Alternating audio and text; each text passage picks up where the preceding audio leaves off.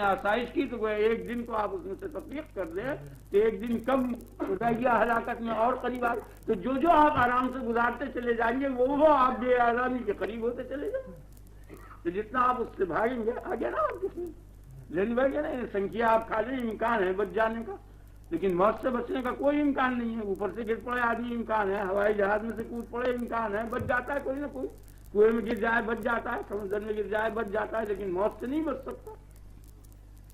آپ کے خیال میں آ گیا نا. تو جو اس سے بچنے کی تدبیر ہو رہی ہے اتنا ہی اس کے قریب آ کے چلا جا رہا ہے.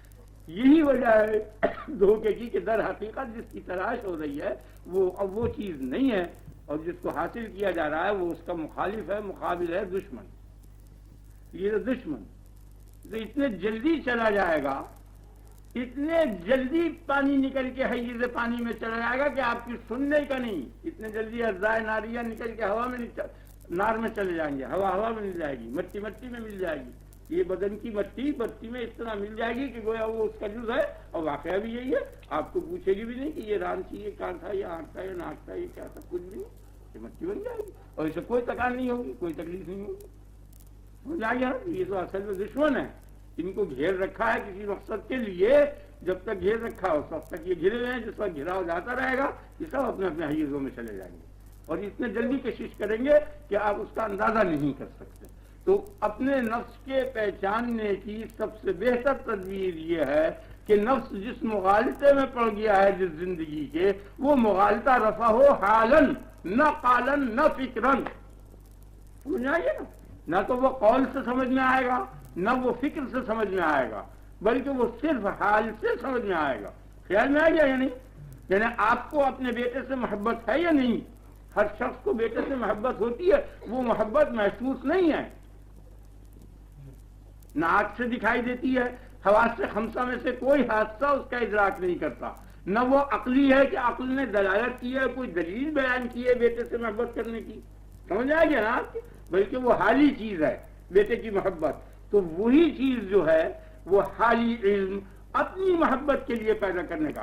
تو اس لیے غیر سے محبت مت کرو, اپنے نفس سے محبت کرو. نہیں سمجھا آپ؟ اور اپنے نفس سے جب محبت کرو گے یہ جب ہوگی کہ جب اپنے نفس کا جو دشمن ہے اپنی ذات کا, اس سے نفرت ہو. اور وہ کیا چیز ہے؟ وہ یہ بدن, اور بدن کی بقا, اور بدن کے خواہشات. سمجھ میں آ گیا نا اچھی طرح سے؟ یہ چیزیں ہیں. آپ نے دیکھا ہوگا دو جگہ دو بوریوں پر آپ کٹی یا دال رکھ دیں اور دو بکروں کو وہاں کھڑا کر دیں, اور پوری مساوی وزن ہو دونوں کا, سیر بھر دونوں طرف برابر رکھ دیں, اور دونوں کے لیے بچھونا بھی برابر کا بچھا ہوا ہے. تو ایک دوسرے کے منہ میں ڈالتا ہے دوسرے کی غذا میں, حالانکہ اس کے پاس بھی اتنا ہی ہے اور اس کے پاس بھی اتنا ہی ہے. خیال میں آ گیا نا. اس کے کیا معنی ہے کہ وہ اپنے مال کو بچاتا ہے, یہ تو ہوا بخل, اور دوسرے کا طلب کرتا ہے, یہ ہوا حرص. آپ سمجھ گئے یا نہیں؟ تو یہ بخل و حرص جو ہے یہ بکرے کا اور چوپائے کا خاصہ ہے. تو جب تک یہ خاصہ انسانی نفس کے اندر موجود ہے اس وقت تک وہ نفس حقیقی جو انسانی ہے اس کا یہ نفس دشمن ہے جس میں یہ خصلت ہو. تو لہذا ان خصلتوں کو چھوڑنا چاہیے تاکہ یہ حیوانی اور نباتی اور جمادی خصلتوں سے بالکل نجات پا جائے. یہ سب جہنم ہیں جو تھوڑی دیر کے بعد جہنم کی شکل اختیار کریں گے. خیال میں آ گیا نا. کلور فارم کرنے کے بعد کاٹ دیا جائے تو اس وقت محسوس نہیں ہوتا, لیکن جب وہ اتر جاتا ہے کلور فارم تو وہی زخم چترانے لگتا ہے اور دکھ ہونے لگتا ہے. تو یہ نفس حیوانی اور نفس نباتی اور نفس جمادی یہ جو ہیں یہی اصل میں جہنم ہے.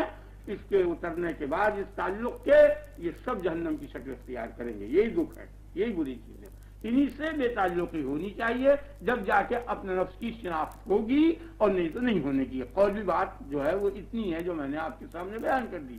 قول کی وضاحت اس سے زیادہ نہیں ہو سکتی.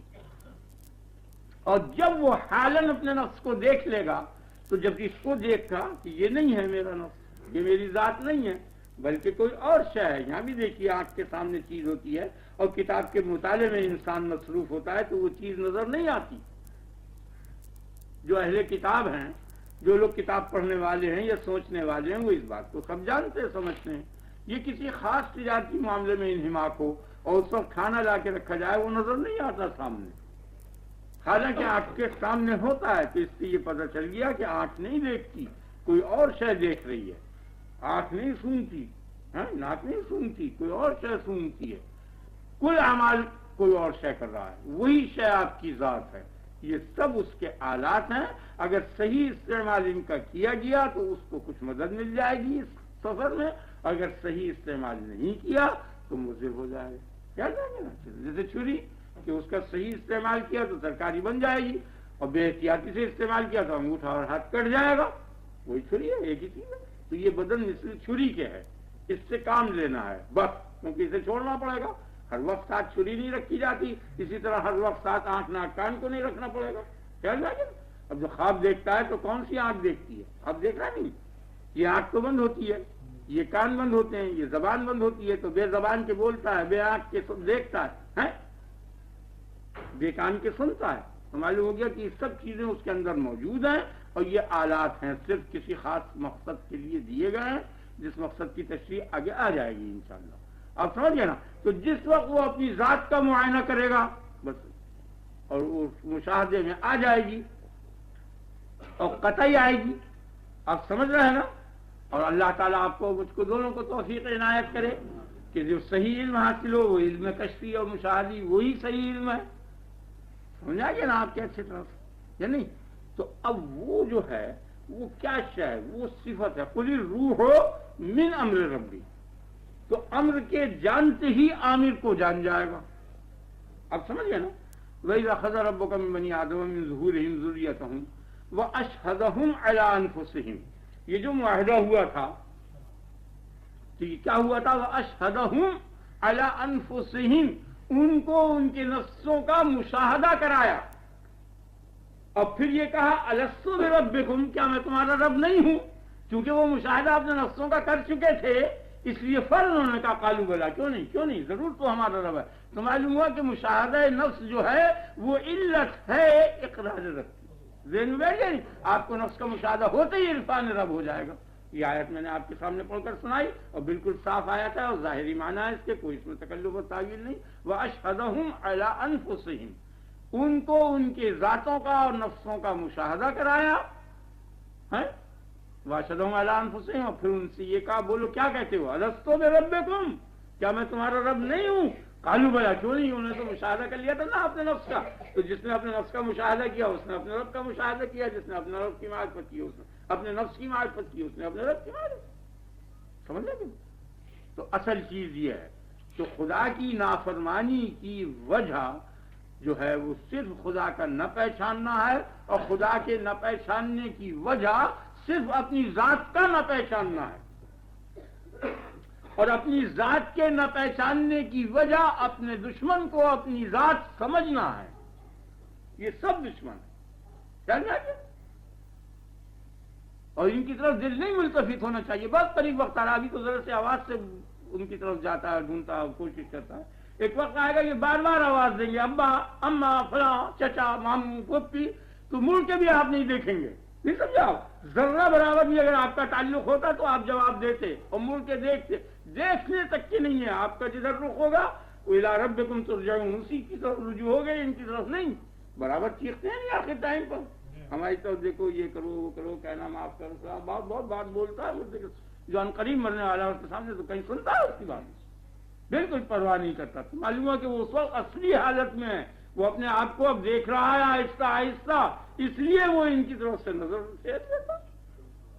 خیال میں آ گیا نہیں؟ اور برابر ہے کہ اسی کی طرف توجہ رکھتا ہے، ہر وقت اس کی طرف نظر ڈالنے کی کوشش کرتا ہے. یہی وجہ ہے کہ جو وہ جاتا رہتا ہے اسی قدر آنکھوں کو تیز کرتا ہے. آنکھیں چڑھ جاتی ہیں نا اوپر، دیکھا ہے نا، تو ادھر روح نکلی اس کے ساتھ ہی نظر جاتی ہے، برابر اسی کی دیکھنے میں کوشش کرتا. وہ دن ملتا ہے اس کو دیکھنے کا.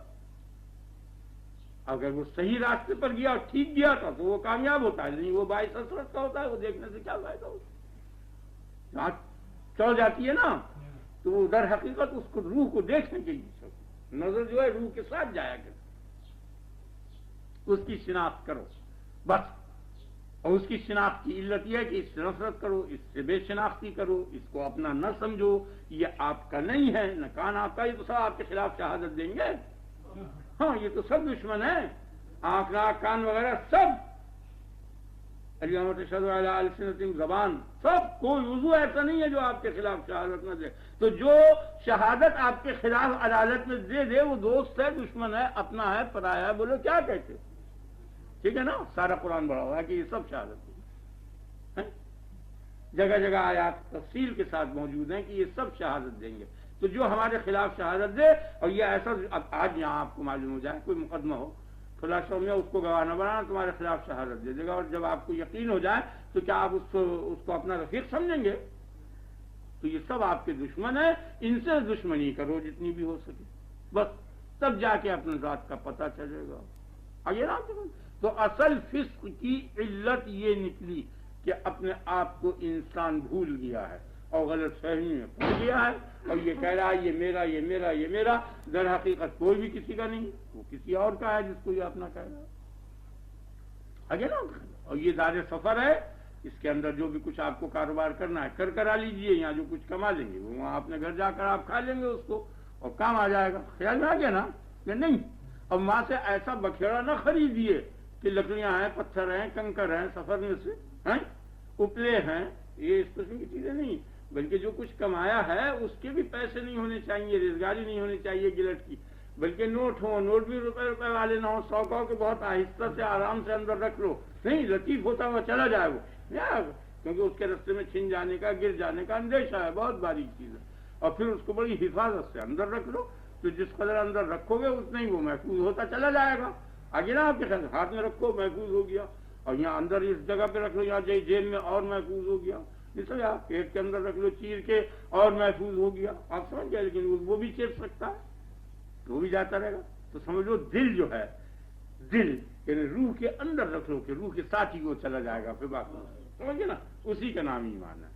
وہ ایمان اور عمل صالح جو ہے وہ دل کے ساتھ جائے گا. اور یہ جائیداد، بیٹا بیٹی، یہ تمام کائنات جتنی ہے یہ سب بکھیڑا ہے، جسے سب کو یہاں چھوڑنا پڑے گا. اگر لے بھی جاؤ گے تو ہوشیار آدمی کہے گا میں اس بکھیڑے کو کہاں لے، جو پھرو گے پھینکو اسے، کام کی چیزیں جو ہیں وہ لے لو، ایک آدھ جوہر وغیرہ اس قسم کی، وہ جو جوہر ہے وہی ایمان کا ہے، اس کو رکھ لو اٹھا کے محفوظ. سمجھ گئے آپ کے خیال میں آ گیا نا؟ یہ نہیں سمجھ گئے نا فسق کے معنی؟ یہ فسق کی حقیقت ہے جو میں نے آپ کے سامنے بیان کی. تو کہتا ما یضل بہ الفاسقین، اس قسم کی جو مثالیں ہیں مکھی کی اور مچھر کی اور یہ، اور قرآن کے ایسے متشابہات کہ جو بظاہر عقل میں نہیں آتے، ان سے گمراہ وہ لوگ ہوتے ہیں کہ جو فسق کرتے ہیں. سمجھ گئے؟ اب ان کی مثال لیتا ہے، وہ کون ہے؟ الذین ینقضون عہد اللہ من بعد میثاقہ، جو عہد کو مضبوط کرنے کے بعد توڑ دیتے ہیں، ان کو اس قسم کی خرابیوں کا گویا اس قسم کے کفر وغیرہ کے عقیدوں کا موقع مل جاتا ہے، وہ کافر ہو جاتے ہیں، وہ کمزور ہوتے ہیں. اب اس کی تدبیر بتا رہا ہے کہ یہ تدبیریں کرنی چاہیے اور یہ بد تدبیریاں چھوڑ دینی چاہیے. اللہ کے عہد کو توڑ دیتے ہیں مضبوط باندھنے کے بعد، من بعد میثاقہ، عہد کو مضبوط باندھنے کے بعد. یہی کی ضمیر اللہ کی طرف سے رہی ہے، اللہ نے اپنے عہد کو جن چیزوں سے باندھ دیا ہے اور مضبوط کر دیا ہے، اس عہد الہی کو یہ توڑ دیتے ہیں. اب یہ بہت باریک بات ہے، بہت غور کریں گے آپ تو سمجھ میں آئے گی. ویسے ظاہر تو بہت معمولی بات ہے کہ نقض عہد نہیں کرنا چاہیے انسان کو، جو عہد کرے اس کو پورا کرے. سمجھ گئے؟ تو اب اس کے متعلق جو باریک بات میں آپ کے سامنے ابھی بیان کروں گا اس کے لیے بہت ہمتن متوجہ ہونا چاہیے. سمجھ میں آئیے نا آپ کی اللہ کا عہد کیا چیز ہے؟ جو اللہ کا عہد ہے وہ کیا چیز ہے، اسے غور کرنا. ویسے عام طور پر جو مفسرین اور مذہب میں اور شریعت میں اور عوام میں رائج ہے وہ یہ ہے کہ عہد شکنی بری چیز ہے، عہد کو توڑنا نہیں چاہیے، اسے پورا کرنا چاہیے. یا ایھا الذین آمنوا اوفوا بالعقود، اے ایمان والو اپنے عہدوں کو پورا کرو. واوفوا بالعہد ان العہد کان مسئولا، عہد کو پورا کرو کیونکہ عہد جو ہے پوچھا جائے گا عہد کی بابت کہ تم نے فلاں شخص سے جو وعدہ اور عہد کیا تھا پورا کیا یا نہیں کیا، وہ قابل سوال چیز ہے. تو عام طور پر تو عہد یہ ہے جسے آپ سب لوگ جانتے ہیں. اب میں اس کی حقیقت آپ کے سامنے بیان کروں. یہ ہو سکتا ہے میرے خیال میں یہ آیا کہ عہد اللہ جیسے بیت اللہ ہے، اللہ کا گھر، حالانکہ اللہ کے لیے کسی گھر کی ضرورت نہیں، یعنی ایسا گھر کہ جس کو کوئی مناسبت ہے خدا سے، یا مال اللہ، حالانکہ سبھی اللہ کے مال ہیں، زکوٰۃ کو مال اللہ کہتے ہیں نا، تو اس کو مناسبت ہے کہ اس کے حکم کے مطابق 2.5% خارج کیا گیا ہے کل میں سے، تو یہ اضافت ادنا ملابست کہلاتی ہے، بہت ادنا تعلق کی بنا پر بھی اضافت کر دیا جاتا ہے۔ تو اسی طرح سے یہ جو عہد اللہ ہے، عہد کی اضافت اللہ کی طرف ہوئی ہے، ادنا ملابست ادنا علاقے کی بنا پر ہوئی۔ آپ کی سمجھ میں آ رہا ہے نا؟ جو بات میں سمجھ میں آیا اسے بولیں آپ بیچ میں، تاکہ میرا مقصد حاصل ہو جائے۔ سمجھ آ گیا نا؟ تو وہ عہد کہ جس عہد کے پورا کرنے کا حکم خدا نے دیا ہے، اس عہد کو توڑ دیتے ہیں۔ بعض عہد ایسے ہیں کہ جن کے پورا کرنے کا حکم اللہ نے نہیں دیا، بلکہ ممانعت کی ہے، کہ آج یہ طے پا جائے کہ ہم اور آپ کل 5 بجے آئیے فلاں مکان میں ڈاکہ ڈالیں گے، اور اس بات پر معاہدہ ہو چکا ہے کہ فلاں شخص کے پاس چلیں، اس کے ساتھ بے ایمانی کر کے اس کی رقم غصب کریں گے، یا رنڈی کے کوٹھے پر جائیں گے، یا چوری کریں گے، یا فلاں یا سنیما میں جائیں گے۔ یہ معاہدات ہوتے ہیں نہیں ہوتے؟ سمجھ آ گیا؟ تو ان عہدوں کے پورا کرنے کا حکم نہیں دیا، یہ عہد اللہ نہیں ہے، یہ عہد شیطان ہے۔ اللہ نے جن عہدوں کے پورا کرنے کا حکم دیا ہے، ان عہدوں کو وہ توڑتے ہیں۔ ہو سکتا ہے یہ مانو جو میں نے خیال میں آیا، جو میں نے آپ کو بتایا، آپ سمجھ گئے نا؟ اب میں آپ کو عہد کی حقیقت بتاتا ہوں۔ اللہ تعالیٰ آپ کو اور مجھ کو دونوں کو توفیق عنایت کرے اپنے فضل و کرم سے۔ یا خدا وہ شے کہ جو فعل کرنے کو لازم قرار دے دے، یاد رکھیے عہد کی حقیقت سمجھا۔ یعنی میں نے آپ سے یہ عہد کیا کہ میں یہ 2:30 بجے پہنچوں گا، ہیں؟ تو اس عہد کے کیا معنی ہے کہ 2:30 بجے پہنچنے کا جو فعل ہے، جس شے کی بنا پر وہ میرے اوپر لازم قرار دے دیا جائے، اس شے کا نام عہد ہے۔ عہد کی حقیقت معلوم ہوئی؟ امر کس کو کہتے ہیں؟ کہ جو قول فعل کا طالب ہو حاکمانہ طریقوں سے، یہ کر وہ کر، بالیلا یہ کرو، سمجھ گئے؟ امر کسے کہتے ہیں؟ خدا نے امر کیا، کیا معنی اس کے؟ خدا کا وہ قول کہ جو قول بندے کے فعل کا طالب ہے حاکمانہ لہجے میں، اور اگر محکومانہ لہجے میں ہو تو اسے التجا دعا کہتے ہیں، یا اللہ ہماری یہ دے یہ دے۔ تو یہاں جو مطالبہ کر رہا ہے آپ سمجھ گئے نا، یہاں طلب کر رہا ہے نا، یہاں خدا کے فعل کو بندہ طلب کر رہا ہے، لیکن حاکمانہ لہجے میں نہیں، محکومانہ لہجے میں طلب کر رہا ہے۔ محکومانہ لہجے میں دعا کہلاتا ہے، حاکمانہ لہجے میں حکم اور امر کہلاتا ہے۔ حکم کے کیا معنی ہیں؟ تو لفظوں کے معنی بھی یاد رکھنے چاہیے۔ یہ وہ معنی نہیں ہے جو زبان میں ہے، لغت، یہ حقیقت ہے گویا کہ حکم کی حقیقت کیا ہے؟ ایسا قول کرنا، ایسا قول بولنا کہ جو فعل کا طالب ہو سامنے قول کے سامنے حاکمانہ لہجے میں، اس کو امر کہتے ہیں، حکم کہتے ہیں۔ جیسے حکام کا، حکومت کا، افسروں کا، یہ سب ایسے ہی ہوتے ہیں نا، خدا کا، رسول کا، سب۔ آپ کی سمجھ میں آ گیا؟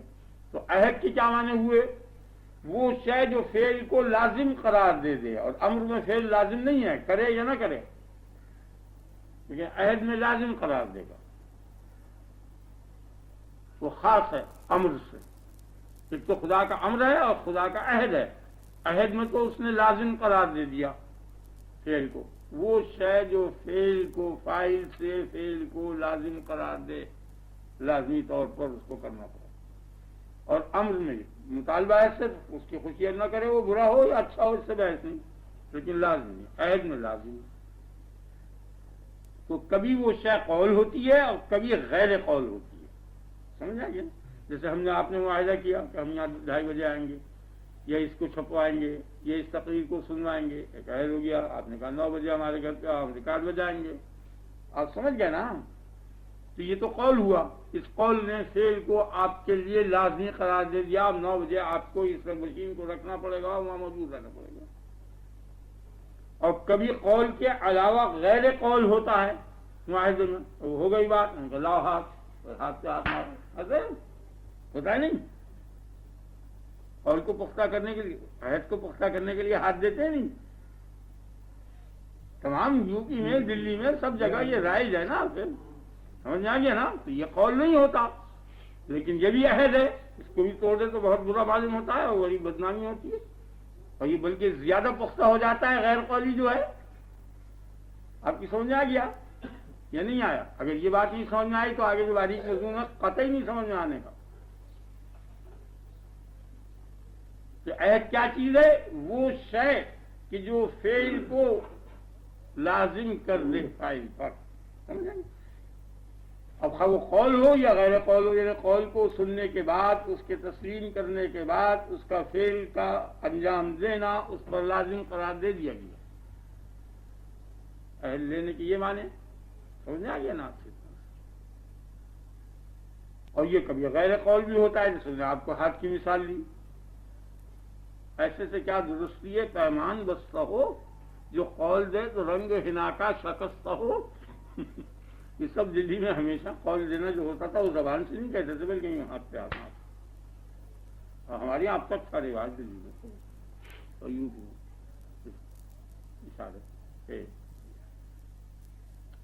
تو اب اللہ کا عہد جو ہے یا تو قولی عہد ہے یا غیر قولی عہد ہے، یہ نئی بات نکالی ہے نا، آپ غور نہیں کر رہے ہیں؟ ایک قولی عہد اور ایک غیر قولی عہد۔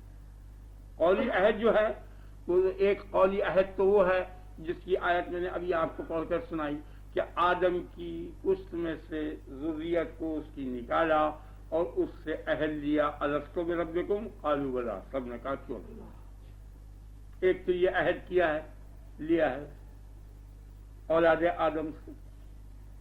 دوسرا عہد یہ ہے وَإِذْ أَخَذْنَا مِنَ النَّبِيِّينَ مِيثَاقَهُمْ، ہم نے انبیاء سے عہد لیا، انبیاء کا عہد۔ وَإِذْ أَخَذَ اللَّهُ مِيثَاقَ الَّذِينَ أُوتُوا الْكِتَابَ لَتُبَيِّنُنَّهُ لِلنَّاسِ وَلَا تَكْتُمُونَهُ، جب اللہ نے عہد لیا اہل کتاب سے کہ تم لوگوں کو کتاب سکھا دینا اور ان کے سامنے بیان کر دینا اور چھپانا نہیں، تو علماء سے عہد لیا۔ آپ کے خیال میں آ گیا نا؟ ایک عہد تو وہ جو اولاد آدم سے لیا، ایک عہد انبیاء سے لیا، ایک عہد علماء سے لیا۔ یہ قولی عہد ہیں جو قرآن کے اندر مذکور ہیں۔ تو ان عہدوں کو وہ توڑ دیتے ہیں۔ ایک عہد یہ ہے وَأَقْسَمُوا بِاللَّهِ جَهْدَ أَيْمَانِهِمْ لَئِن جَاءَهُمْ نَذِيرٌ لَيَكُونُنَّ أَهْدَىٰ مِنْ عَهْدِ الْأُمَمِ، وہ بڑی بڑی غلیظ قسمیں اور سخت قسمیں کھایا کرتے ہیں، پکی کھاتے تھے۔ اگر ہمارے پاس کوئی ڈرانے والا آیا تو ہر امت میں سے ہر ایک سے زیادہ ہم ہدایت یافتہ ہوں گے۔ فَلَمَّا جَاءَهُمْ نَذِيرٌ مَا زَادَهُمْ إِلَّا نُفُورًا، جب ڈرانے والا آ گیا تو اس سے ان کو کچھ بھی ہدایت نہیں، بجز نفرت کے کوئی اضافہ نہیں ہوا۔ یہ عہد تھا۔ تو اب یا تو عہد شکنی یہ ہے یا یہ ہے یا یہ ہے یا یہ ہے، یہ چار عہد ہیں جو قرآن کے اندر مذکور ہیں، یہ سب قولی عہد ہیں۔ آپ سمجھ گئے؟ چاروں آ گئے عہد۔ انبیاء سے جو عہد لیا تھا اس کا یہ عہد تھا کہ تم لوگوں کو تبلیغ کر دینا، تو اس کی عہد شکنی کیوں کر ہوئی کہ ان کو اپنے عہد کے پورا کرنے کا موقع نہیں دیا، اتنا ستایا اور پریشان کیا کہ وہ تبلیغ میں حارج ہوئے۔ یہ معنی انبیاء کی عہد شکنی، انبیاء سے جو عہد ہوا ہے اس عہد شکنی کے معنی۔ اللہ نے جو انبیاء سے عہد کیا تھا نا، اس عہد کو عام لوگوں نے کیوں کہ توڑا کہ ان کو کام نہیں کرنے دیا۔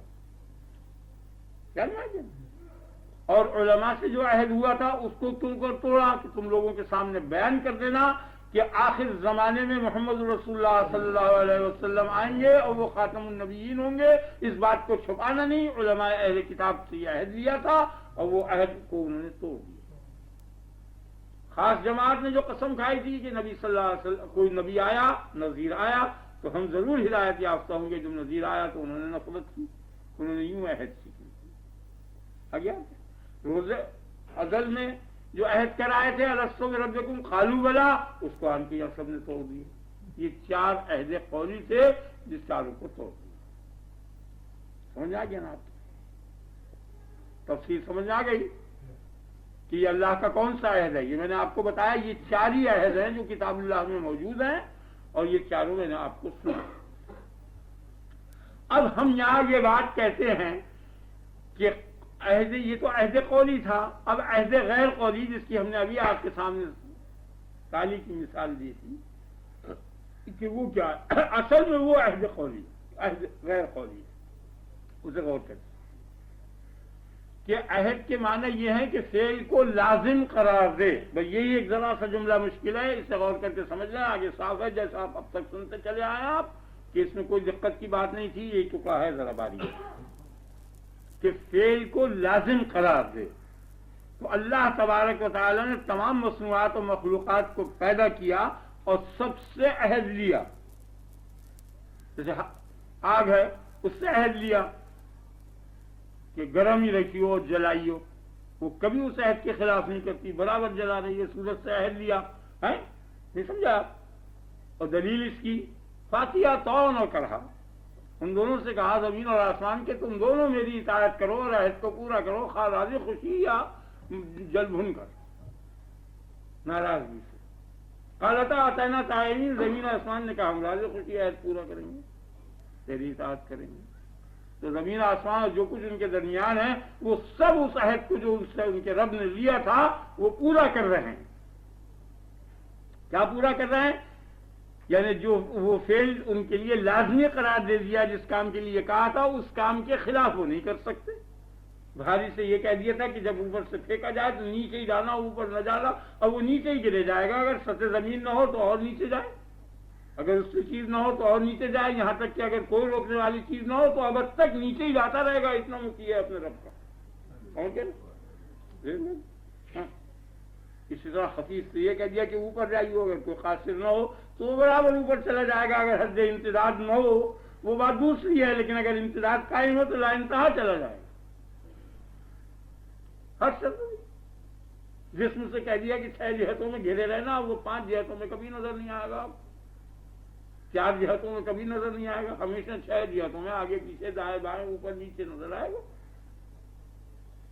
سمجھ آ گیا نا؟ اب سمجھ گیا نا؟ نقطے سے کہہ دیا کہ کسی جہت میں نہیں، بے جہت رہنا. خط سے کہہ دیا ایک ہی جہت رہے گی. سطح سے کہہ دیا 2 جہتیں رہیں گی. جسم سے کہہ دیا. اب سمجھ گیا نا؟ یعنی 2 کی ڈبل کر کے 4 ہو گئی، وہ خط کی 2 ہو گئی، سطح کی 4 ہو گئی، جسم کی 6 ہو گئی. نقطے کی کوئی جہت نہیں. ان سب سے یہ عہد ہوئے ہیں، اس کے خلاف نہیں کر سکتے. اور جس وقت کی کوئی خاص قدرت دکھانی ہوگی انبیاء علیہ السلام کی تصدیق کے لیے، اس وقت ان کو حکم دے دیا جائے گا کہ تم اس عہد کو توڑو. قلنا یا نار کونی بردن، عہد تو یہ لیا تھا کہ کونی حارن، لیکن اب کہہ دیا کہ اس کی تصدیق کے لیے ابراہیم علیہ السلام کی اور جان بچانے کے لیے کونی بردن، اور کہا کہ یہ تھا کونی حارن، حارن تھا ہو جا ہار. بس یہ عہد لیا ہے، ازلی عہد ہے، اس سے ہاری رہے گی. وہ صرف انبیاء کی تصدیق کے لیے خلاف عادت معرضہ ہوا اور پھر اس کو کہہ دیا کونی برد، ٹھنڈی ہو. تو خلاف عادت بھی فیل کرا. یہ نہیں کہا اس نے کہ ہمیشہ کے لیے عہد کیا تھا، مجھ سے عہد سے نہیں کرا. میں کہا بہت اچھا، سمجھ میں آ گیا نا آپ کی؟ یعنی اس نے دائمی عادت کو چھوڑ دیا آپ نے، اور برد ہو گئی، وہ ٹھنڈی ہو گئی. اب غور کر رہا نہیں؟ اللہ تعالیٰ تمہیں توفیق دے اور مجھے ذہن میں بیٹھ گیا نا، مطلب سمجھ آ گیا نا؟ بس. تو تمام مخلوقات سے یہ عہد لیے ہیں. جملہ مخلوقات میں سے ایک مخلوق انسان ہے. تو اب عہد کے معنی کیا ہیں؟ کہ فعل کو لازم قرار دے دیا جائے. تو لازم ہونا اور لازم کرنا، ان دونوں چیزوں میں فرق ہے. غیر انسان میں جتنے فعل ہیں وہ لازم کیے ہیں. آپ سمجھ گئے نا؟ وہ سب لازم ہیں. سورج کو روشنی لازم ہے، بھاری چیز کو نیچے جانا لازم ہے، آسمان کو اوپر، زمین کو نیچے، وغیرہ وغیرہ، یہ سب لازم ہے. انسان کو لازم نہیں کیا بحیثیت انسان کے، بحیثیت غیر انسان کے اسے بھی لازم ہے. یہ تمام قوائے نامیہ جو ہیں اندر، جاذبہ، ماسکہ، حازمہ، غازیہ، یہ جتنی قوتیں ہیں یہ برابر لازم ہے. ان کو فعل برابر یہ کر رہی ہے. شہوت و غضب برابر ان کے افعال جو ہیں لازم، یعنی لازم ہونا اور اپنے اختیار سے لازم کرنا، ان دونوں چیزوں میں فرق ہے. تو ان تمام اشیاء کو لازم کیا ہے، لازم ہے ان کو. اور یہاں جو ہے یہ اپنے آپ کو لازم کرے گا، لازم نہیں ہے اس کو، انسان کو. یہ فرق ہے سمجھنے کا کہ کل اشیاء کو جن کاموں کے لیے پیدا کیا ہے، جو ان سے عہد لیا ہے جس فعل کے کرنے کا، اس فعل کے کرنے پر وہ مجبور ہیں اور لازم ہے ان کو. اور یہ جس لیے پیدا کیا گیا ہے اس کو وہ فعل لازم نہیں ہے، یہ اپنے اوپر خود لازم کرے گا، یہ فرق ہے۔ آگے نا آپ کے خیال؟ تو وہ عہد کیا ہوا؟ عہد یہ ہوا کہ تمام کائنات کے اندر تو یہ فعل لازم ہے اور اس کو لازم کرنا پڑے گا، اگر اس کو بھی لازم ہوتا تو یہ ان جیسا ہو جاتا، نہیں سمجھا؟ تو یہ مثل کائنات، مثل حیوانات و نباتات و جمادات ہو جاتا، نہیں آیا؟ اس کو خود لازم کرنا پڑے گا، سمجھ میں آ گیا نا؟ تو یہ دلیل ہے اس چیز کی کہ ان سے تو ممتاز ہے اور دلیل کو مدلول لازم ہے، نہیں سمجھا آپ؟ تو یہی عہد ہے کہ اس دلیل کو مدلول لازم ہے، اور دلیل یہ ہے کہ تجھے اپنے اختیار سے لازم کرنا پڑے گا، کیونکہ بغیر اختیاری طور پر اگر لازم ہوتا تو حیوان یا جماد یا نبات یا کائنات کی مثل ہو جاتا اور گویا تمام کائنات سے بدتر یا برابر ہو جاتا، لیکن تو بہتر ہے، تو تیرا بہتر ہونا دلیل ہے اس بات کی کہ ان کو میں نے لازم کیا ہے، تو اپنے اختیار سے میرے عہد کو لازم کرو، اس سے آپ سمجھ گئے نا؟ تو یہ ایک چکا اس میں ذرا سا باری، اب دیکھیے سمجھ آ گیا نا؟ یہ تو اب دیکھیے، اب فطرت ہے، فطرت صفت فاطر ہے، فاطر کہتے ہیں خالق کو، الحمدللہ الذی خلق السماوات بھی آیا ہے، الحمدللہ فاطر السماوات بھی آیا ہے، یعنی خالق السماوات، فاطر اور خالق کی ایک ہی، اور فطرت فاطر کا فعل، جیسے خلق خالق کا فعل، تو کس سے؟ تو فطرت انسانی جو ہے اس کا کسی فعل کو کرنا، فطرت فی نفسی تو کوئی چیز نہیں ہو، تو فاطر کا فعل ہے، فاطر ہی کا نام ہے وہ۔ اگر فطرت کسی چیز پر شہادت دے دے تو وہ شہادت خالق ہی کا عہد کہلائے گی اور خالق ہی کی شہادت کہلائے گی۔ آگے آپ کے فعل یا نہیں؟ اس ٹکڑے کو سمجھ گئے نا؟ لفظ کے معنی بھی تو ساتھ ساتھ سمجھنے چاہیے معقول، یعنی اگر تمام فطرت ایک چیز پر متفق ہو جائے تو وہ فطرت کا جو اتفاق ہوا ہے اور فطرت کا جو وہ فعل ہے، تو فطرت تو نسبت ہے نا، فی نفسی مستقل وجود نہیں ہے، وہ تو فاطر کا فعل سمجھا جائے گا۔ تو مفاد عامہ جس پر کہ تمام انسان جس مفاد پر متفق ہو گئے ہیں، ان سب کا اتفاق دلیل ہے اس بات کی کہ یہ فطرت کا اتفاق ہے، اور فطرت کوئی چیز نہیں بلکہ وہ فاطر کا اتفاق ہے، نہیں سمجھے؟ تو سارا عالم اس بات پر متفق ہے کہ ماں باپ کی تعظیم کرو، انہیں نہ ستاؤ، محسن کشی نہ کرو، محسن کے ساتھ بھلائی کرو۔ آپ سمجھ گئے نا اچھی طرح سے؟ یہ نہیں سمجھے؟ تو جتنے بھی اخلاقی علوم ہیں ان پر فطرت متفق ہے، اور وہ منظور ہے فاطر کو، خواہ مخالف ہو یا موافق ہو۔ یعنی بیٹے کو اگر شیر پھاڑنے دوڑے تو مخالف جماعت اور موافق دونوں مل کے اگر شیر کو مارے تو ان دونوں کی موافقت کو باپ پسند کرے گا، نہ پسند نہیں کرنے کا، نہیں سمجھو؟ آپ میری بات سمجھے نا؟ تو گویا معلوم ہو گیا کہ باپ کے نزدیک ان دونوں کا جمع ہو جانا، پوری گویا مخالف و موافق دونوں پارٹیوں کا اجماع میرے بیٹے کی جان بچانے کے لیے مجھے منظور ہے۔ تو سارا عالم مل کے، مومن اور کافر مل کے متفق ہو کر اگر کوئی فیصلہ کرے تو وہ خالقی کا فیصلہ ہے۔ اس لیے جملہ اخلاقیات جو ہیں ان سب کا معاہدہ ہو گیا، فطرت اس کی شہادت دے رہی ہے کہ کسی اخلاقی فعل کے خلاف نہ کر، محسن کشی نہ کرنا، آپ سمجھ گئے نا؟ بد اخلاقی سے بات نہ کرنا، سخت کلامی نہ کرنا، اس کے اندر کسی مذہب کی ضرورت نہیں۔ جو لامذہب لوگ دہری ہیں وہ کبھی اس بات کو پسند نہیں کریں گے کہ ہر دہریہ اپنے باپ کی عزت کرتا ہے، ماں کی عزت کرتا ہے، آپ سمجھ گئے نا؟ یہ نہیں، تو جس چیز پر کہ اتفاق ہو جائے تمام عالم کا وہ فطرت اللہ ہے، اور فطرت اللہ التی فطر الناس علیہا، اقم وجہک للدین حنیفہ، اپنا منہ جو ہے اپنی ذات کو منحنف کر دے سچے دین کی طرف۔ حنیف کے معنی مائل عن الباطل الی الحق، باطل سے ہٹ کر حق کی طرف آنے والا جو ہے اس کو حنیف کہتے ہیں۔ یہ جو ملت حنیفیہ ابراہیم علیہ السلام کے متعلق ہے وہ یہی چیز ہے کہ وہ باطل سے ہٹ کر، بتوں سے ہٹ کر خالق بتوں کی طرف اترتے ہیں۔ اور وہ کیا ہے؟ اقم وجہک للدین حنیفہ، دین حنیف، دین حق کیا ہے؟ فطرت اللہ التی فطر الناس علیہا، وہ اللہ کی خلقت کہ جس خلقت پر مخلوق کو پیدا کیا ہے۔ یعنی 2 3 5 ہوتے ہیں، یہ خلقت ہے، 2 3 6 نہیں ہوتے، 4 نہیں ہوتے، نہیں سمجھا آپ؟ یہ فطرت ہے، 2 3 5 ہوتے ہیں، یہ ہے دین حق، ہے یہ ہے دین حنیف، فطرت اللہ التی فطر الناس علیہا۔ ذالک الدین القیم، یہی پختہ دین ہے، یہی سچا دین ہے، فطرت کا حکم ہے۔ ولیکن اکثر الناس لا یعلمون، لیکن اکثر لوگ سمجھتے نہیں دین حق یہی ہے۔ آپ سمجھ گئے نا، فطرت کے مطابق عمل کرنا، ماں باپ کے سامنے اوف نہ کرو، بڑے کا ادب کرو، چھوٹے کے ساتھ محبت کرو، بغیر جرم سابق کے کسی کو دکھ نہ دو۔ آپ کی سمجھ آ گیا نا؟ یہ نہیں، یہ سارا دین فطرت ہے، یہ بالکل عقل کے مطابق ہے، اور یہ فطرت ہے۔ اور فطرت جو ہے وہ نام کا لفظ ہے، فاطر کے لیے، تو فطرت سے عہد، فاطر سے عہد ہوا، یہ وہ عہد ہے، یعنی وہ دلائل کہ جو یہاں وضع کیے ہیں اللہ تعالیٰ نے مدلول پر دلالت کرنے کے لیے، اور وہ مدلولات ان دلیلوں کو لازم ہے، اس کو توڑ دیا اور اس دلالت سے کام نہ لیا، وہ یہی فاسق ہے۔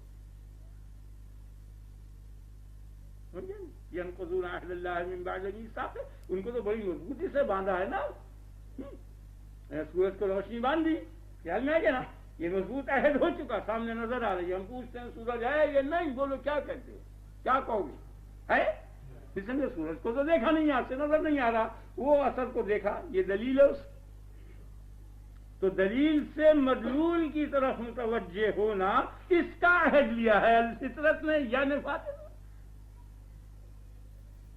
یہ بڑی اچھی بات ہے جو میں نے آپ کے سامنے بیان کی، خدا تعالیٰ اس کو قبول کر لو۔ ذہن میں بیٹھ گیا نا، یہ نقض عہد ہوا۔ ينقضون عهد الله من بعد ميثاقه ويقطعون ما امر الله به ان يوصل، الوصل جس کے ملانے کا اللہ نے حکم دیا ہے اس کو وہ قطع کرتے ہیں۔ تو ویسے عام طور پر دیا ہے کہ قرابت کے ملانے کا حکم دیا ہے، قرابت کو قطع کرتے ہیں، اور رسول اللہ صلی اللہ علیہ وسلم کے جو قرابت دار تھے ان کو یہ حکم دیا تھا کہ کم سے کم قل لا اسألکم علیہ اجرا، کہہ دے میں تم سے کوئی تعلیم کی اور تبلیغ کی اجرت نہیں مانگتا، الا المودۃ فی القربى، لیکن قرابتی کی بنا پر تم مجھ سے محبت کر لو۔ اس قرابت کو کاٹ دیا، خواہ قطع رحمی میں آئے، خواہ نبی صلی اللہ علیہ وسلم کی خطا میں آئے، یا تمام جتنے اعمال صالحہ ہیں ان کو ترک کر دیا جائے اور ان کی ضدوں کو اختیار کیا جائے، یہ سب قطع کے معنی آگے نا۔ اور میرا خیال یہ ہے کہ ہو سکتا ہے یہ معنی ہوں کہ وہ یقطعون ما امر اللہ بہ ان یوصل، کہ بھائی خلقت اور فطرت پر تو سبھی عمل کرتے ہیں، اور بہت کثیر جماعت جو ہے تقریباً ماننے کی حیثیت سے اور عمل کی حیثیت سے سارا عالم ہی متفق ہے، ہم اسی کو معروف کہتے ہیں، اس کا ترجمہ ہے دستور، دستور کے مطابق، لیکن وہ اس کے ساتھ عبادات کو اچھا نہیں سمجھتے یا ضروری نہیں سمجھتے۔ تو اللہ تعالیٰ نے یہ حکم دیا ہے کہ معاملات کی درستی کے ساتھ عبادات کی درستی کو ملاؤ، خالی معاملہ درست کر کے اور کاروبار کو درست کر کے نہ بیٹھ جاؤ، یعنی دنیا کے معاملات کو ہی درست کر کے نہ بیٹھو، بلکہ دین کے معاملات کی درستی کے لیے عبادت کی بھی درستی کرو، اور درستی معاملات سے اس درستی عبادات کو ملا لو۔ اس کو وہ قطع کر دیتے ہیں، یعنی عبادت نہیں کرتے، اور معاملے جیسے یورپ کے لوگ کہ ویسے معاملات میں نہایت سچائی وغیرہ سب باتیں سب کرتے ہیں، لیکن عبادات وغیرہ نہیں کرتے، تو یہ یقطعون ما امر اللہ کے میں شامل ہوگا۔ ایوب طرح حکم یہ دیا گیا تھا کہ دنیا کے معاملات کی بھی درستی کرو اور اس کے ساتھ عبادات کو بھی ملا لو، تو یہ جامع لفظ ہوگی، بڑی آسانی ہو گئی تھی، خالی قطع رحمی پر نہیں رہا۔ ویوف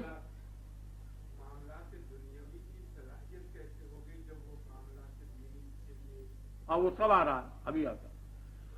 وَيُفْسِدُونَ فِي الْأَرْضِ، اور یہ تین باتیں فسق کی بتائیں، ایک تو نقض عہد، ایک قطع ما امر اللہ، اللہ کے امر کے کو قطع کرنا۔ امر کے معنی میں نے آپ کو بتا دیے، وہ قول جو فعل کا طالب ہے اس قول کو امر کہتے ہیں، اور وہ اللہ کہو یا غیر اللہ کہو، امر کے معنی یہ ہیں استعلاء اور علو۔ اور تیسری خصلت ان کی یہ بتائی کہ وَيُفْسِدُونَ فِي الْأَرْضِ، اور وہ ملک میں یا زمین میں فساد برپا کرتے ہیں۔ فساد کے معنی فساد ضد ہے صلاح کی، صلاحیت جو ہے وہ تو حقیقت ہے، اور وہ پانچ ہیں۔ سب سے پہلی جو چیز ہے وہ تو روح ہے، کہ روح کی درستی ایک تو یہ مصلحت ہے، صلاح اور مصلحت ایک ہی چیز ہے، فساد اور مفسدت ایک ہی چیز ہے، مفسدہ اور فساد، مصلحہ اگر آپ کے ساتھ اور صلاح ایک ہی چیز جسے مصلحت کہتے ہیں۔ تو مصلحت کیا ہے؟ تو مصلحتوں کو سمجھ لیا۔ ایک مصلحت تو روح ہے کہ روح جو ہے یہ صالح ہو اور ٹھیک ہو اور بدنی تاثرات سے متاثر نہ ہو۔ سمجھ میں آ گیا نا؟ روح کی فساد خرابی کیا ہے کہ بدنی علاقہ اس میں نہ آ جائے۔ آپ سمجھ گئے نا؟ کیا نہیں؟ جیسے جسم کی خرابی کہ اس کے اندر مٹی لگتے لگتے ایک گنگا سا پیدا ہو جاتا، پھر وہ فاسد ہو کر تھوڑا بن جایا کرتا، تو بدن کو اس نے خراب کر دیا۔ ایسے روح سے بدن لگنے کے بعد بدنی تعلقات کی بنا پر روح میں یہ خرابی پیدا ہو جاتی ہے جو بدن میں غیر بدن کے ملنے سے خرابی پیدا ہو جاتی ہے۔ آگے نا آپ کے خیال، آپ سمجھ گئے نا؟ اور پھر وہ تکلیف دیتی ہے، جیسے کچا کرنڈ ہے، اگر آپ اس کو نوچیں گے تو دکھ ہونے لگے گا۔ کیا وجہ اس کی؟ کہ یہ اصل جسم کے ساتھ متصل ہو گیا، لیکن اگر وہ پک جائے اور کھپڑے کی شکل میں آ جائے، پھر وہ ہلکے اشارے سے کپڑا الگ سے گر پڑے تو پھر تکلیف نہیں ہونے کی، پھر وہ اچھا معلوم ہوگا، مزہ آئے گا اس کو، سلسلاہٹ کی ہوگی، اچھا معلوم ہوگا، برا نہیں معلوم۔ تو بدن سے ایسا تعلق ہونا چاہیے روح کو جیسے اس کپڑے سے ہے خشک، اور اگر کچے سے جیسا تعلق ہے ایسا ہوگا تو جو ہی اسے چیرا جائے گا وہ دکھ پائے گا، کہ جس وقت بدن کو چھڑایا جائے گا روح سے، روح کو اذیت ہوگی، مرتبہ۔ سمجھ میں آ گیا نا؟ میں نے آپ کو بڑی حصی مبین مثال دی۔ تو مصلحتیں 5 ہیں بدن کی، روح کی مصلحت، بدن کی مصلحت، بقائے بدن یعنی نسب کی مصلحت، نوعیت کی۔ کون کون سی چیز؟ روح، بدن، آپ سمجھ گئے؟ روح اور بدن، بدن کی مصلحت، بدن بالکل صحیح ہونا چاہیے، خواب تمامی ہی یا بے اعضائی اجزائی، یعنی پورا بدن بھی درست ہو، اور انگلی، ناخن، آنکھ، ناک، کان یہ بھی درست ہو۔ اور پھر نو، اس وجود کی نوعیت جو ہے وہ صالح رہنی چاہیے، باقی منقطع نہیں ہونی چاہیے۔ آپ سمجھیں، بڑی عمدہ باتیں ہیں، آپ کی سیاست وغیرہ کے سلسلے میں اور اقتصادیات میں بہت مفید پڑے گی۔ اور مال چوتھا، سمجھ گیا؟ اور عقل 5 چیزیں، 5 مصلحتیں، 5 چیزوں کو درست ہونا چاہیے۔ روح کو درست ہونا چاہیے، روح کے اگر فساد ہونے کا اندیشہ ہو تو اس کے لیے جہاد مقرر ہوا کہ جب روح باطل ہو جائے وہ ایمان سے صالح ہوگی اور بے ایمانی سے اور لا ایمان سے فاسد ہو جائے گی، اس لیے اس کو محفوظ کرنے کے لیے جہاد مشروع ہوا۔ بدن کو سالم رکھنے کے واسطے قصاص مشروع ہوا کہ اگر کوئی مار ڈالے، بدن کو توڑ دے، تم بھی توڑ دو، اگر ایک عضو کو کاٹے تو تم بھی اس کا ایک عضو کاٹ دو، تھپڑ کا تھپڑ، آنکھ کا آنکھ، کان کا کان، ناک کا ناک، ایک ایک جس کا ایک جس، مقابلہ کرتے چلے جائیں۔ سمجھ آ گیا نا؟ بدن کا قصاص، بدن کی مصلحت کے واسطے قصاص موضوع ہوا، مال کی مصلحت کے واسطے ہاتھ کا کاٹنا موضوع ہوا۔ آپ سمجھ گئے نا؟ مال ضروری ہے، اس کی حفاظت ضروری ہے، اگر اس کی مصلحت نہ ہوئی، مفسدت ہو گئی، یعنی کوئی چرا لے تو ہاتھ کو کاٹ ڈالو، کیونکہ ہاتھ سے وہ کمایا گیا تھا، اس نے کمائی کو ہاتھ کی لے لیا تو گویا اس کے ہاتھ کاٹ ڈالے کمانے والے کے، تم پلٹے میں اس کے ہاتھ کاٹ ڈالو۔ سمجھ آ گیا نا؟ نو کی بقا کے واسطے رجم مقرر ہوا، سمجھ آ گیا نا؟ کہ اس سے بقائے نوعی ختم ہو جاتی ہے زنا سے، اس لیے اس کو بند کر دیا، ختم کر دیا، رجم کر دیا۔ عقل کی مصالحت کے لیے، عقل کی صلاح کے واسطے 80 کوڑے کی سزا مقرر ہوئی، یعنی شراب اگر پی لے تو عقل خراب ہو جائے گی، اس لیے شراب کے پینے والے کے لیے 80 کوڑا مقرر ہوا۔ بس یہی 5 مصلحتیں ہیں، اور انہی کے مقابل یہ 5 مفسدتیں ہیں، اور جتنے بھی گناہ ہیں وہ ان 5 کے اندر ہیں، اور جتنی بھی نیکیاں ہیں وہ ان 5 کے اندر ہیں۔ وہ نیکیاں انہی 5 کی فرح ہیں، اور وہ برائیاں انہی 5 کی فرح ہیں۔ آگے آپ کے خیر، آپ سمجھ گئے اس بات کو؟ ٹھیک ہو گیا نا؟ یہ کیا کہ فساد جو ہے وہ ضد صلاح ہے، اور اس کے پیدا ہونے کی وجہ کیا ہے وہ میں اب آپ کے سامنے بیان کرتا ہوں۔ پہلے ان مصلحتوں کو آپ سمجھ لیں کہ مصلحتیں، مصالح صرف 5 ہیں، روح اور بدن اور مال اور نوع ہے، عقل، بس چھٹی کوئی مصلحت نہیں ہے. اور جتنی بھی مصلحتیں ہوں گی وہ ان پانچوں کے جزیات ہوں گے. اسی طرح ان کے مقابل میں جو مفسدتیں ہیں، جتنے بھی مفاسد ہوں گے وہ ان پانچوں کے جزیات ہوں گے. سمجھ آ گیا نا آپ کی؟ تو تمام نظام عالم جو ہے وہ انہی پانچوں کی صلاح اور ان کی نفی پر موقوف ہے. سمجھ گیا آپ؟ اب یہ نظام جو ہے، یہ نظام باقی نہیں رہ سکتا بغیر ان قانون کے.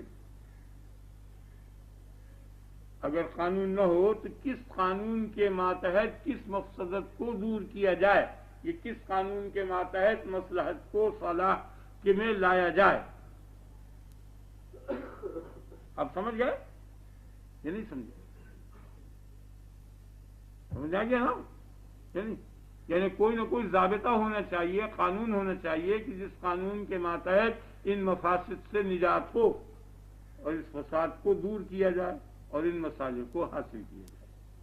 تو اب وہ اس کی دو ہی صورتیں ہیں، یا تو انسان خود ان قانونوں کو گھڑ لیں اور وضع کر لیں اس کے لیے، یا وہ نہ گھڑیں بلکہ خالق انسان جو ہے وہ وضع کر دے اس کو. دو ہی صورتیں. تو انسان میں قانون سازی کی صلاحیت نہیں ہے، اس لیے کہ جتنے بھی احکام بنائے جاتے ہیں اور مرتب کیے جاتے ہیں وہ قانون کی دفعات پر مرتب ہوا کرتے ہیں. یعنی فلاں شخص کو فلاں سزا دی فلاں قانون کی فلاں دفعہ کے ماتحت. یہ سب آپ جانتے ہیں اور سمجھتے ہیں. تو ہر فعل آپ قانون کے مطابق کرتے چلے جاتے ہیں کہ فلاں قانون فلاں دفعہ یہ ہو گیا.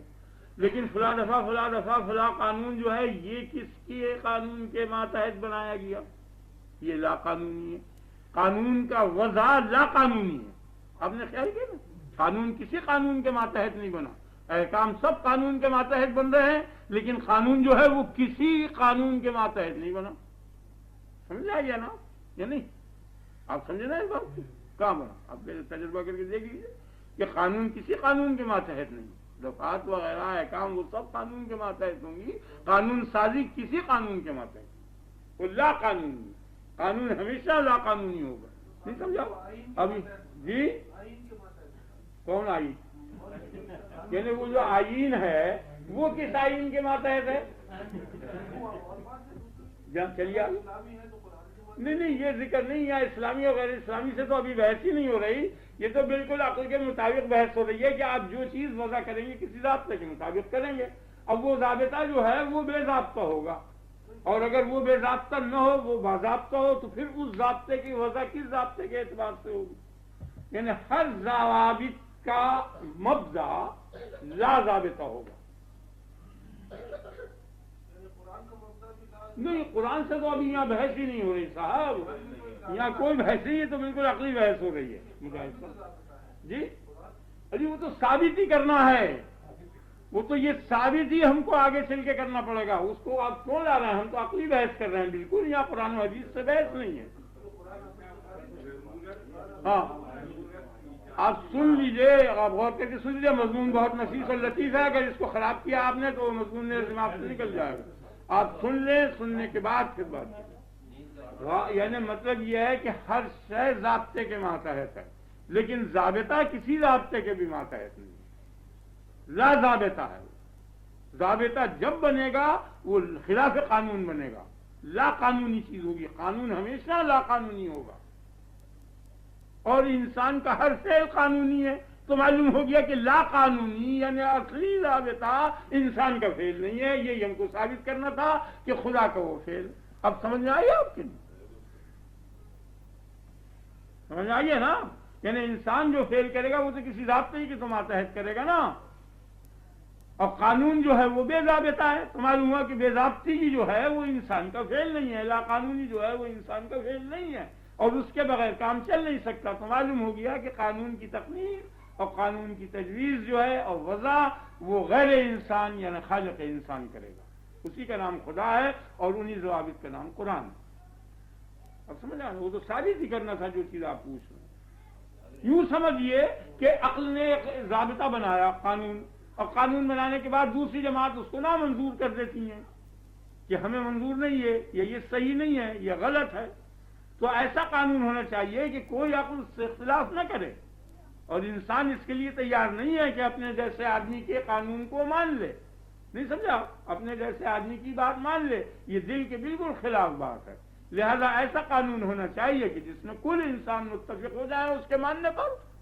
وہ صرف ان کے ربی کا قانون ہو سکتا ہے کہ اس سے ڈر کر دب کر مان سکتے ہیں، میرا قانون آپ نہیں مانیں گے، آپ کا قانون میں نہیں ماننے کا۔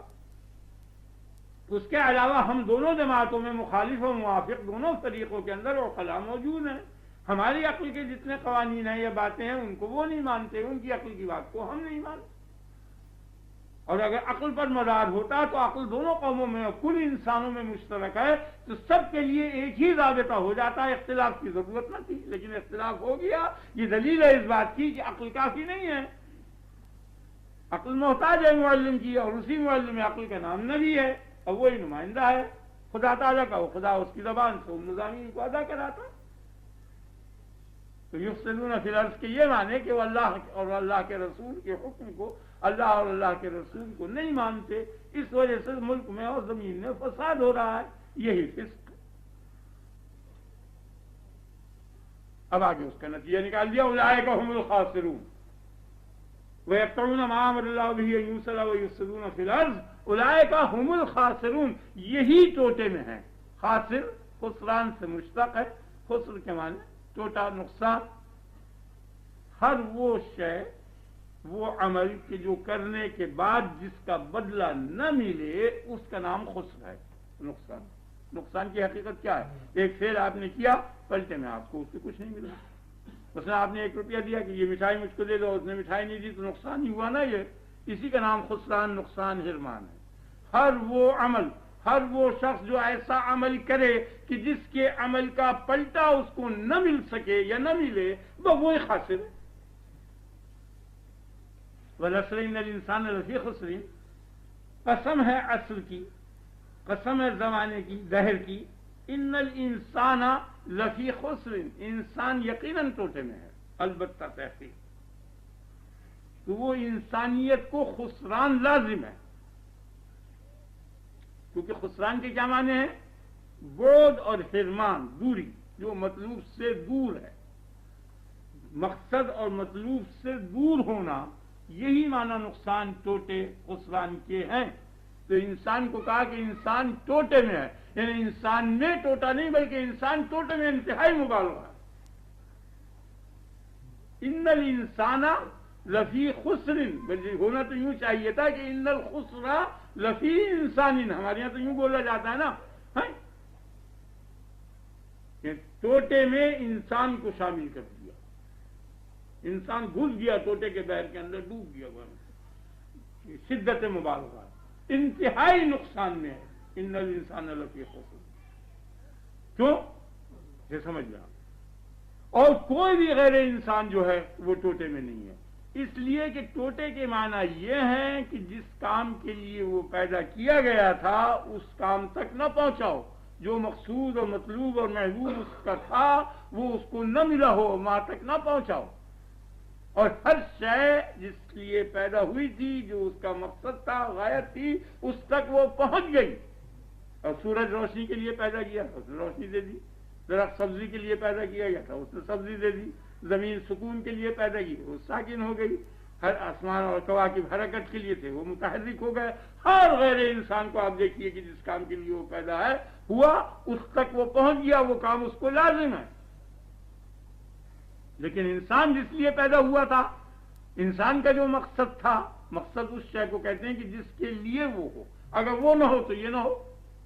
وہ مقصد اور محبوب اور مطلوب کے یہ معنی ہے کیا؟ کہ اگر وہ شے نہ ہو تو یہ نہ ہو، تو وہ شے اس شے کا مقصد کہلائے گی، مقصد کے بغیر وہ نامراد ہے۔ سمجھ میں آ گیا نا؟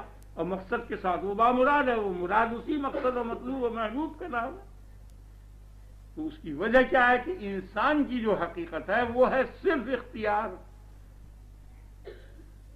اختیار کس کو کہتے ہیں؟ کہ جسے فعل اور ترک فعل، کرنے اور نہ کرنے، دونوں کی طرف نسبت برابر ہو، وہ اختیار کہلاتا ہے، اور جو ایک طرف زائد ہو جائے گی تو وہ جبر ہو جائے گا، لازم ہو جائے گا۔ جیسے سورج کو روشنی پہنچانے اور تاریکی پہنچانے کی طرف برابر اختیار نہیں ہے، صرف روشنی ہی پہنچاتا رہے گا، ہے؟ اور زمین کو یا سیاہ طبع کو روشنی پہنچانے کی طرف اختیار نہیں، اس کو نسبت سیاہی اور ظلمتی سے ہے، اور رات کو آپ سمجھ گئے نا یہ نہیں۔ لیکن انسان میں یہ بات نہیں ہے، انسان دونوں فعلوں پر مختار ہے، چاہے یہ کرے چاہے یہ کرے۔ مساوات جب ہوئی تو مساوات سے نہ فعل ہوگا نہ ترک ہوگا، بہت غامض و باریک بات ہے۔ یعنی اختیار تو نام ہی مساوات کا ہے، اور مساوات کو لازم نہیں ہے نہ فعل نہ ترک جب تک کہ ترجیح نہ ہو، کیونکہ دونوں طرف نسبت برابر ہے۔ وہ تو ترجیح جو ہے وہ ضد مساوات ہے، وہ ہو نہیں سکتی، تو لہذا ترجیح سے کے بغیر فعل نہیں ہونے کا، اور فعل کے بغیر اس کا مقصد حاصل نہیں ہونے کا، تو یہ اپنے مقصد سے محروم و بعید ہو گیا۔ آپ سمجھ گئے نا؟ اور انسان مختار ہے، اور مختار اپنے مقصد سے بعید ہے اور محروم ہے، تو لہذا انسان محروم ہے، اور جو محروم ہے وہ خاسر ہے اور لفی خسر ہے، تو انسان لفی خسر ہو گیا۔ اب اس سے استثناء کیا، الا الذین آمنوا وعملوا الصالحات، استثناء کر دیا مگر وہ لوگ جو ایمان لائے۔ تو معلوم ہوا کہ خسران کی ضد جو ہے الذین آمنوا وعملوا الصالحات وتواصوا بالحق وتواصوا بالصبر، یہ ہے جس کے تفسیر کا یہاں موقع نہیں، میں نے اشارہ آپ کو کر دیا، ذہن میں بیٹھ گیا نا؟ تو وہ خسران سے نکل گیا۔ اولئک هم الخاسرون کی یہ معنی کہ انہوں نے عمل صالح کو چھوڑا، نبی پر ایمان نہیں لایا، خدا پر ایمان نہیں لایا، عمل صالح کو نہیں کیا، اور وصیت حق کی نہیں کی، صبر پر وصیت نہیں کی۔ یہ تمام جتنے اعمال صالحہ تھے ان سب کو ترک کر دیا، تمام عقائد حقہ تھے ان سب کو ترک کر دیا، بس یہ ہے۔ اللہ تعالیٰ ہم کو اور آپ کو سب کو اس سے بچائے۔ اب آپ اپنے رب کی بڑائی بیان کریں بہت زیادہ، اور اس کی پاکی بیان۔ اللہ اکبر کبیرہ والحمد للہ کثیرہ وسبحان اللہ بکرۃ واصیلا۔ اللہ اکبر کبیرہ والحمد للہ کثیرہ وسبحان اللہ بکرۃ واصیلا۔ سبحان اللہ وبحمدہ سبحان اللہ العظیم، لا الہ الا انت سبحانک انی کنت من الظالمین۔ اللہم صلی علی نبینا ومرشدنا ومولانا محمد وآلہ واصحابہ اجمعین۔ اللہم بارک علی محمد وعلی آل محمد کما بارکت علی ابراہیم وعلی آل ابراہیم انک حمید مجید۔ اللہم انا نسألک الیقین، اللہم انا نسألک العفو والعافیہ فی الدنیا والآخرہ۔ ربنا اغفر لنا ولإخواننا الذين سبقونا بالإيمان ولا تجعل في قلوبنا غلا للذين آمنوا ربنا إنك رؤوف رحيم۔ سبحان ربك رب العزة عما يصفون وسلام على المرسلين والحمد لله۔